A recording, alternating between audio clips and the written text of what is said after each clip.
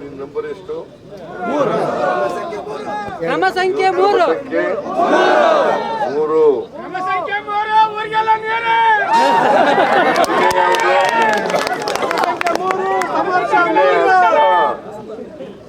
ಹಸ್ತದ ಗುರುತಿಗೆ vote ಹಾಕೋದ್ರ ಮೂಲಕ ನಿಮ್ಮ ಸೇವೆಗೆ ಅವಕಾಶ ಮಾಡಿಕೊಡ್ಬೇಕು ಅಂತೇಳಿ ನಿಮ್ಮಲ್ಲಿ ಎಲ್ಲರಲ್ಲೂ ಕೂಡ ಮನವಿಯನ್ನು ಮಾಡಲಿಕ್ಕೆ ಬಯಸ್ತಾ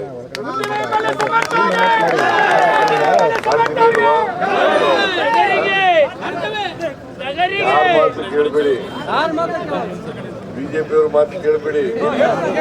ಬಿಜೆಪಿಯವರು ಸುಳ್ಳು ಅಪಪ್ರಚಾರ ಮಾಡ್ತಾರೆ.